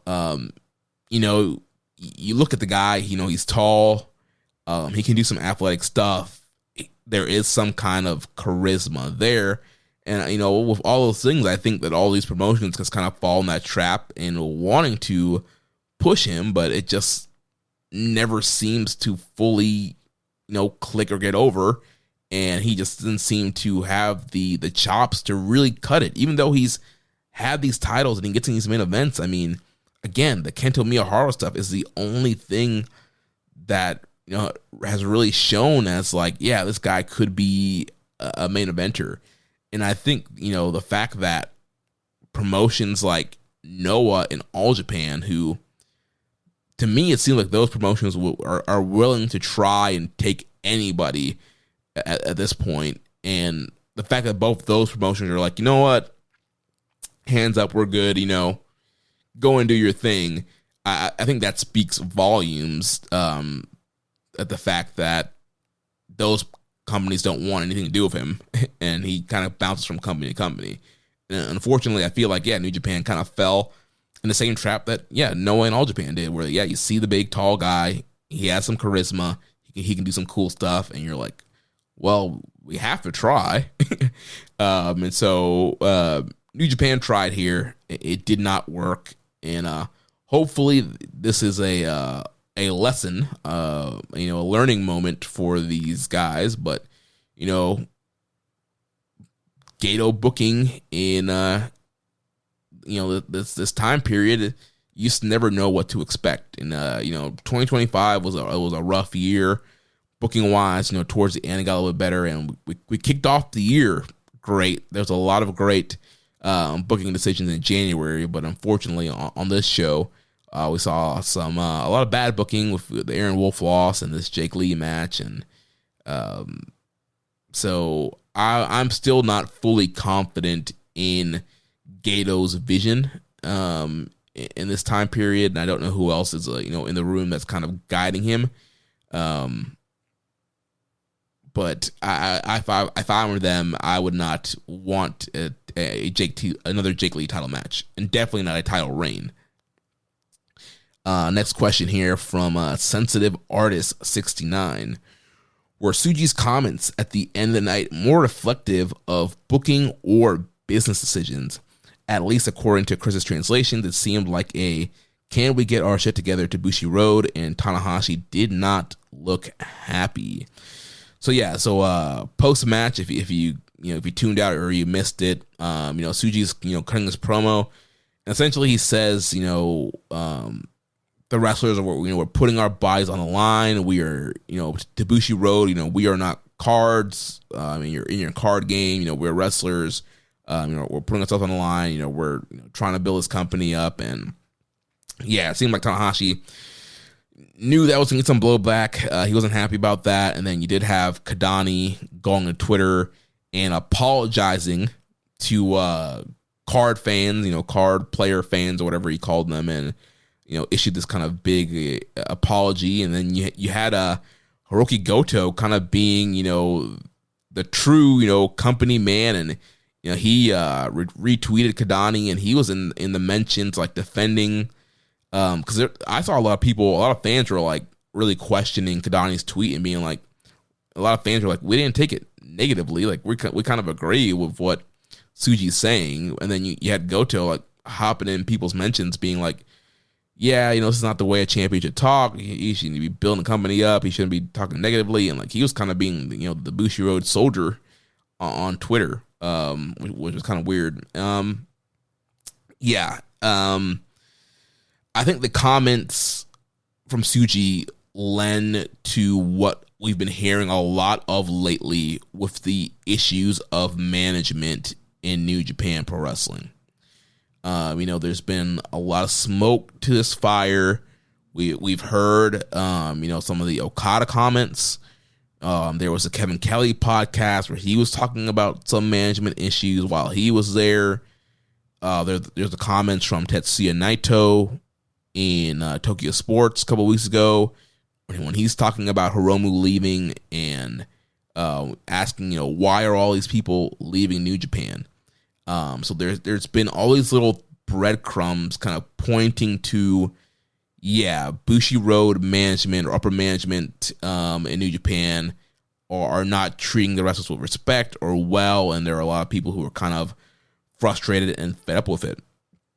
And clearly there was some frustration there from Tsuji and kind of, speaking directly to Bushiroad. And so again, I think there's smoke to that fire there. I do think that there are issues with management and wrestlers, and kind of back to the Kevin Kelly thing, it sounds like at times there can be some disconnects between Bushiroad and New Japan management and kind of what Bushiroad wants from the company. And those Okada comments, he talked about putting his life on the line and like not really getting any kind of attaboy from management, and guys like Kadani and stuff just kind of having these guys on the hamster wheel and treating them like trading cards and like Fire Pro wrestling video game characters. So it's going to be interesting to see if there's any heat on Tsuji for those comments, if that affects his push at all, if he got any, if there's any discipline actions that will be taken from Bushiroad against him. But it's going to be interesting to watch if we continue to see this tension between Bushiroad and management and New Japan wrestlers, and if there are more comments or if more people leave. But I think, again, these comments from Tsuji is definitely another,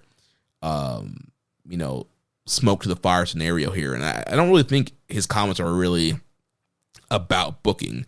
It seems like, from what we hear, the wrestlers kind of seem to be happy with at least, I guess Gato or who's ever booking. It definitely seems to be more of a upper management, Bushiroad not really respecting these guys or, caring for them or giving them the attaboy. And, we've heard too, like, there's also been comments about like, people's health, and sometimes there's not the best follow-up from, their medical team. And there have been stories like that have been floated out in the past. And so it does seem like could be rooms to improve in the wrestler management relationship. And like, I don't know if there is like who is like the official talent relations person that's kind of, the head connecting, Bushiroad and New Japan. Maybe that's Tanahashi. Maybe that's the role as president. But, hopefully Tanahashi can use his influence and the respect that he's built to kind of get some better treatment for the wrestlers. So that was the New Beginning in Osaka. So, unfortunately, it did not live up to what it could have. On paper, it looked like it was going to be a really great show, and it was going to rival last year's show and potentially be a show of the year contender. But unfortunately, like I mentioned, a lot of the opening matches could have been really good, but a lot of them didn't get a lot of time. And then some of the key matches really didn't deliver. It was like the opposite of Wrestle Kingdom, where Wrestle Kingdom, the earlier matches were okay, but the things that really hit were those final 3 matches: the Aaron Wolf match, the Tsuji Takeshita match, and the Okada Tanahashi match. So you had all 3 of those big matches hitting back to back, and here it was like there was a lot of really good stuff on the undercard, especially when you got to like Gabe, Andrade, and Callum, and Dave Finlay. But then, you get to the Aaron Wolf match, and that didn't hit. The tag team title match hit, but then you got sandwiched with the main event, which didn't hit. So only one of those 3 big matches really hit, and so that just really kind of threw off the momentum of this show. Had the Aaron Wolf match hit on this show, had the Tsuji Jake Lee match hit, this probably could have been a show of the year contender, and we would have been talking about a really, really, really great show instead of just a good show. But I still think there's some good booking directions coming out this show, and I think there's still a lot of exciting stuff coming up. And some of the exciting stuff coming up, we have the New Beginning USA coming up on Friday, February 27th. So they released the official card for that. So we had Fred Rosser. It's going to take on David Finlay, which again, that seems to be Finlay's last match for the company. Then we're going to have a NJPW Strong Openweight title match. Tomohiro Ishii will be defending against Bolton Oleg, who's making his U.S. debut. We have the AEW National title match. Ricochet will defend against Taiji Ishimori. And I did miss bringing this angle up, but yeah, after the tag team title match, the lights went out, and we did get a video from Ricochet and the Demand. So Ricochet, issuing a challenge to Ishimori, and the Gates of Agony challenging the Knockout Brothers. So first time matchup here, we're going to get Ricochet and Ishimori for the national title, which should be a really fun match. It is earlier on the card, so I don't know how much time they're going to get, but it could be a really fun, high-paced matchup. Then we're going to get El Desperado and Kushida versus Alec Price and Jordan Oliver.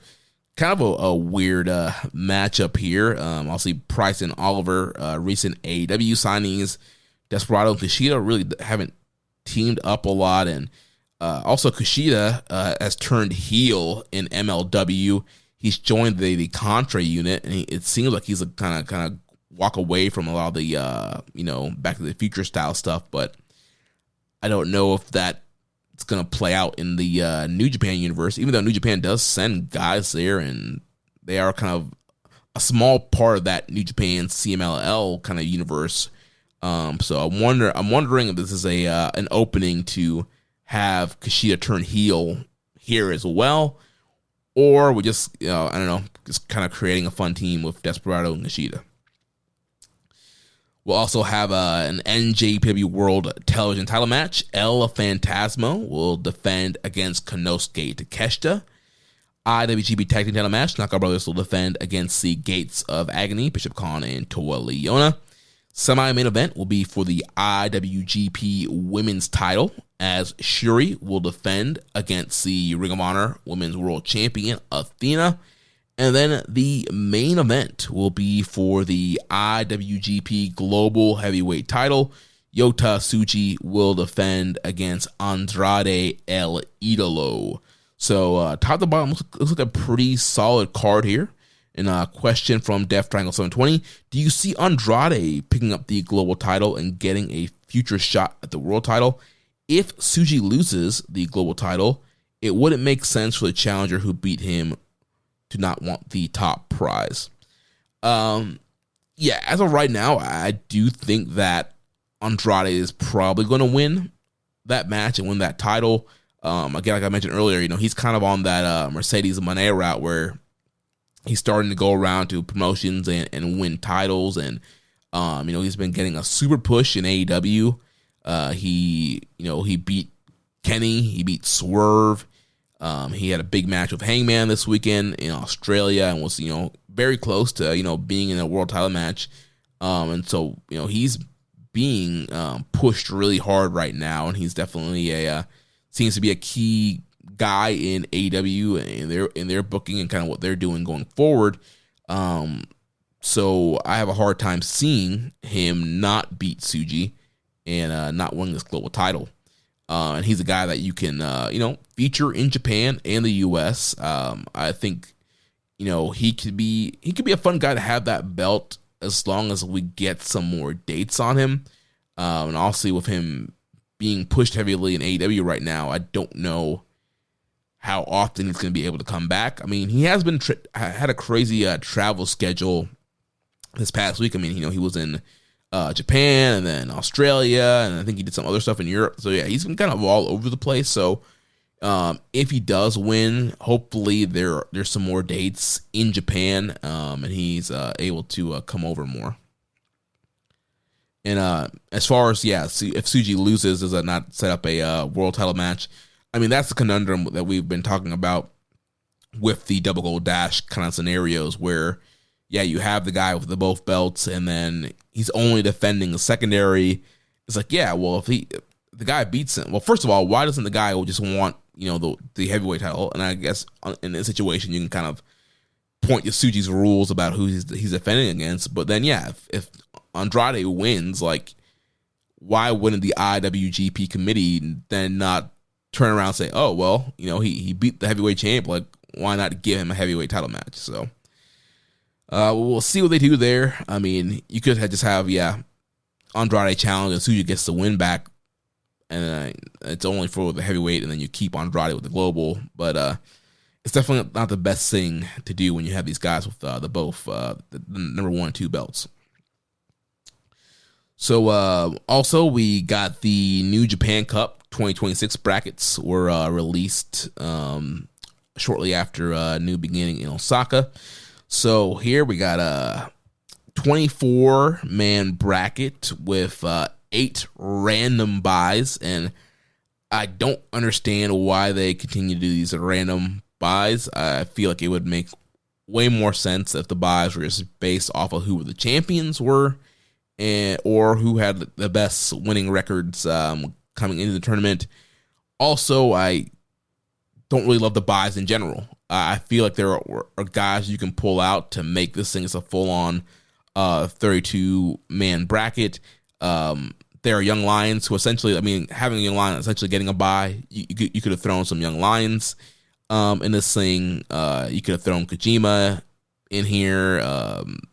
Yano's not in here. Tenzon, like there are guys that you could have thrown to be some lost polls and essentially be by matches, but just have a full-on 32-man bracket. But yeah, I feel like if they're gonna do buys, I think they should make a little bit more sense than some of the buys that they've done here. So here's what the bracket is. So on the left side of the bracket, we got Yuya Uemura and Great-O-Khan. The winner of that will face Drilla Maloney. Then there is Aaron Wolf versus Don Fale, and the winner of that will face Shingo Takagi. Then there's Taichi versus Ren Narita. The winner of that will face Tomohiro Ishii. And then El Phantasmo will take on Boltin Oleg, where the winner will get Hanare. Then on the right side of the bracket, we got Yoshihashi taking on Jake Lee. Then Hiroki, and the winner of that will take on Hiroki Goto. Then there is Oscar versus Callum Newman, and the winner of that gets Big Jag Hartley Jackson. Then we got Shota Umino versus Chase Owens, where the winner gets Yujiro Takahashi. Yuck. And then the last part of the bracket there, we got Yuto Ice versus Rei Oiwa, and the winner will take on Zack Sabre Jr. So we will do some more New Japan Cup predictions and analysis, guess maybe next week or the week after. And I believe that I saw that the Sport of Pro Wrestling .com, our friend Chris Samso will be running the bracket challenge again. So looking forward to that. We'll get some more details. I'm sure we'll probably have Chris on for the preview show, and probably be a great guy to have on, especially considering I might have to miss the preview show because my son will probably might be born by that time. Couple questions here. Live Valley B381 says, what do you think the cup what do you think the cup final and winner will be? Who do you want the cup final and winner to be? I'm gonna save my predictions for when we do that prediction show, and if I'm not on it, I will send my predictions in. But I still need some time to kind of analyze and break down this card and think who I'm gonna want to win here. HP Brad Valoria says, do you think Gato booked Wolf versus Fale in the first round because Fale has avoided being Jiro tossed during Wolf's first 2 feuds? I mean, maybe. I honestly, I really hadn't noticed. I think, didn't he toss Fale at Wrestle Kingdom? I could have, maybe he didn't. I don't know, but obviously that's a great visual there. It's have him beat Fale, and man, I mean, going from that 2-minute Ren Narita squash to then having Fale as a first round opponent, they are not setting this man Aaron Wolf up for success right now. So hopefully that match is short and quick, and hopefully it's just Aaron Wolf throwing Fale around. And then Make Way for Slide says, how deep do you think Aaron Wolf goes in the New Japan Cup? And again, we'll do some more analysis later, but it's hard to tell because, I mean, it seems like they don't think he's ready for, lengthy singles matches, and they don't seem to trust him.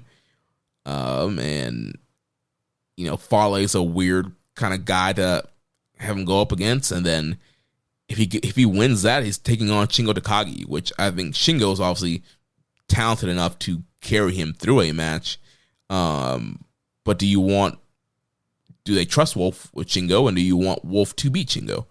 So it'll be very interesting to see kind of how Wolf is booked in this tournament. Then we got 2 title matches announced for the anniversary show. It's going to be March 6th. So we got Master Wato challenging Doki for the IWGP Junior Heavyweight Championship, and Taiji Ishimori and Robbie X will challenge the Ichiban Sweet Boys for the IWGP Junior Heavyweight Tag Team titles, which that will be a great match. There will also be some New Japan Cup matches on the anniversary show, so that Yoshihashi Jake Lee match and the Oscar Callum Newman match will also be on that anniversary show. And then moving on to what's coming up this week. So the Fantastica Mania Tour will be kicking off on Wednesday, February 18th. So we got the tag team tournament starting on this show. First round matchup.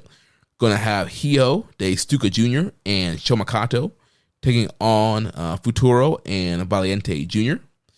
Going to have a singles match with Hechicero and Zane J.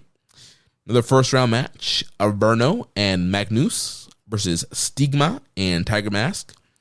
Another first round match following that with Atlantis and Atlantis Jr. taking on the Cozy Max team of Okamura and Satoshi Kojima, which, again, kind of going back to MLW booking, I believe these guys broke up in MLW. I think Okamura turned on Kojima and joined Contra. So, going to be very interesting to see if they play up any of that here on this tour. Then we're going to have Wato and Gucci, 649, and Desperado and Masatora Yasuda will take on the Unbound Company team of Daiki Nagai, Taiji Ishimori, Teton, and Yota Tsuji. Then in the semi-main event, we're going to have a lightning match of Soberano Jr. and Templario. And then the main event will be the final first round match. We're going to have Sho and Ultimo Guerrero taking on 2 members of El Sky Team, Mascara Dorada and Mystico. So a good opening card there, the tag team tournament. Some singles matches sprinkled in as well. Soberano and Templario should absolutely rock. Then night 2 will be Saturday, February 21st. Going to have Hijo de Stuka Jr. and Shomakato taking on Masatori Yasuda and Stigma. Going to have Futuro and Valiente Jr. taking on Daiki Nagai and Taiji Ishimori. Cozy Max and Tiger Mask will take on the Hello Torture team of Kanemaru and Yujiro and Magnus. Going to have Wato and Noguchi teaming up with Atlantis to take on Shingo, Titan, and Tsuji. Semi-main event will be Averno and Ultimo Guerrero taking on Atlantis Jr. and Templario. And then the main event will be Hechicero, Sho, and Soberano Jr. versus the Sky team of Mascara Dorada and Mystico and El Desperado. And night 3 will be Sunday, February 22nd. We will see the semifinal matches from the tag team tournament on that show. Then on Monday, February 23rd, we will have night 4 of the tour. And on that card, we'll have Futuro and Yasuda taking on Hihode Stuka Jr. and Yujiro Takahashi. Cozy Max and Wato and Noguchi and Chomakato will take on Unbound Company, Daiki Nagai, Shingo, Ishimori, Titan, and Tsuji. Then we'll have Magnus and Ultimo Guerrero take on Stigma and Templario. A lightning match with Atlantis and Tiger Mask. Semi-main event will be Averno, Hechicero, and Kanemaru versus Atlantis Jr., Mascara Dorada, and Valiente Jr. And then the main event will be El Desperado and Mystico versus Sho and Soberano Jr. And then some other news items here. Former IWGP champion Tadao Yasuda, he passed away last week, so very sad news there. And we had a question here from HP Brad Valoria saying, what is your favorite Tadao Yasuda match/moment? Do you think he's the worst IWGP champion ever? I always thought he was more of a JBL type champion than a gender. And, I'm not super familiar with Tadao Yasuda. I know Josh is, and maybe he can give some thoughts when he comes back next week. And, I've read about him, and, I thought I learned a lot from Vusa Wrestling. Joe Lanza and Rich Krejci did a great job kind of talking about his career and kind of how he played into Inokiism and kind of his, that one MMA fight he won kind of led into him getting pushed and winning the championship. So, I really don't have any personal matches or moments from him. So, hopefully that young boy can kind of, I'll be curious to hear his take on Yasuda. The other news item here, young lion Taisi Nakahara will be making his debut on the opening night of the New Japan Cup against Tetsuya Matsumoto. So, fresh blood, new young lion here making his debut as we're, Moroshima's on the way out, and as well as Shomakato. All right, some few other questions here, and then we'll get ready to wrap the show up. So Kazuchika 420 says, did New Japan reevaluate the way they work with talent? Gaijins and juniors have a clear ceiling. Hiromu did everything possible to be treated with more importance. Finley did everything to be a credible main eventer. Both kind of got stuck at a certain level, which has to be one of the major reasons for leaving. I definitely think, obviously, creative could be a reason for leaving. Also, again, back to, the Tsuji comments, I'm sure just treatment from management itself could be a reason for leaving. And obviously, money is a reason for leaving, as the yen is still down and there is an opportunity to make lots of money in the U.S. from either AEW or WWE. But as far as the way they treat talent, as far as it comes to foreigners, we've seen foreigners get elevated in the past, and I don't think Finley really hit a ceiling. Finley was a guy that was a mid-card, goofy tag team guy with Juice Robinson, and he got elevated to being a main eventer, a guy, he got elevated to the leader of the Bullet Club spot. He won a New Japan Cup. He got a world title match. He got elevated super high.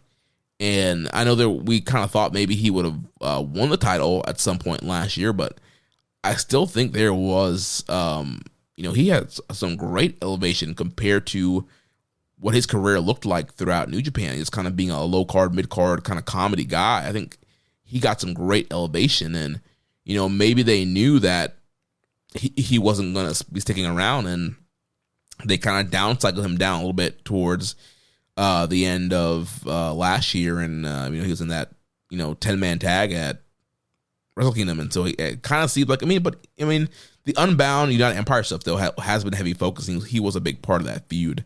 But I think that Finley, if he was staying, I could easily see him continuing to being a title challenger and potentially even winning the title. But I do think that we do need to kind of get back to the mindset of where, when it comes to the heavyweight title, like, not everybody has to win the heavyweight title. Is not everybody gets a turn, and I'm not sure if that's what you're saying here. But I do think it's okay if some guys, challenge and fail and don't win the title. It makes the title more prestigious.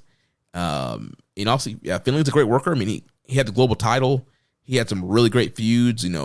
He had the dog pound and cage matches were awesome. So I think Finley has done a lot. And if he had stayed, I definitely think there was potential to make him champion or continue to have him as a title challenger. But for him, I would not say that his position would be a reason for leaving, because he was in a great position and he was in that top, one of the top foreigner spots. Now, as far as Hiromu, you can maybe point to some creative frustration there, and obviously there's the whole thing he says about wanting to remain a junior and winning the world title and doing all that stuff, and clearly New Japan didn't want to do that. And there have been rumors that that New Japan wanted him to just go be heavyweight, and they would have pushed him, but he didn't want to go heavyweight. He wanted to be a junior, but kind of accomplish heavyweight things. So again, those are rumors, not sure how true those are. Because that's what we've been kind of saying, is like he needs to be elevated. He needs to be heavyweight. He can hang with those guys. He's a star. But yeah, if he kind of just wants to stay a junior, there wasn't really a whole lot left to him to do just in the junior division, and there's not like a ton of fresh new faces for him to face in the junior division right now. So, and I think it's okay to get to a point where, like, you've done everything there is to do in promotion, and you leave, and you open up spots for people, kind of that territory system mindset, which I love Hiromu, and he was one of my favorites throughout this time period. I think he was obviously a key part of the junior division, but I think it's okay that he's leaving, and I'm sure the door is always open for him to come back. But with him gone, though, that helps open up spots for some of these other juniors to be elevated up the card. Next question here from I guess I need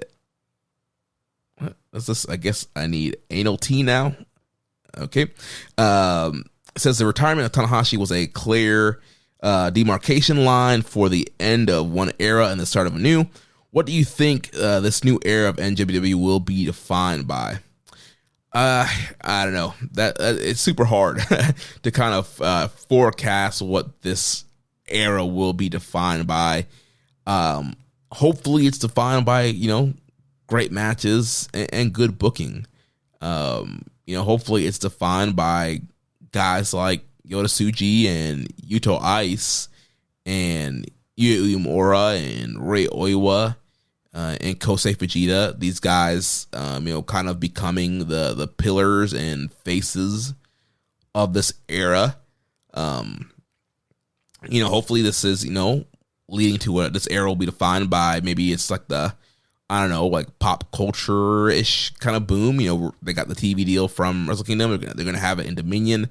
Maybe this is the era that kind of seems that, New Japan kind of break a little bit more mainstream with the power of Aaron Wolf and some other stuff going on in Bushi Road. But yeah, hopefully the era is defined by some really great things. But again, I don't fully trust Gato's booking and whoever else is in the room right now. So, again, some questionable decisions on this show, and especially with one of the key players now, with Aaron Wolf and his popularity. So hopefully, this era will build up kind of the stars, and maybe 10 years from now we can look back and be like, yeah, that was a really great time when we had Tsuji and Uemura and all these guys. Hopefully they can elevate to the status of some of the guys that we had previously. Next question from Def Triangle 720 says, do you realistically think New Japan can stay hot by only focusing on their young talent, even if we get a ton of rematches in the process? I think so. I think that there is a lot of momentum behind Yota Tsuji, despite the lackluster main event here. It definitely seems like he is very popular with the crowd. There's a big crowd connection there, and he comes off as a star and a legit main eventer. So I think if you build around guys like him, also there's a great connection there with Naka Brothers, specifically Yuto Ice. I think there's a connection with Kosei Fujita. So I think a lot of their young guys are starting to kind of build that connection. And obviously you got Aaron Wolf, which, there's a lot of question marks there, but you cannot deny his popularity and kind of his attraction to the Japanese audience. So I think there's a lot of guys you can build around, and just because you focus on young guys doesn't mean you can't, utilize, your veterans like Goto and Saber to have great matches and help get guys over. And it doesn't mean you don't utilize, outsider / partner talent. I think Konosuke Takeshita is still a very important piece of the puzzle that could be used in the promotion.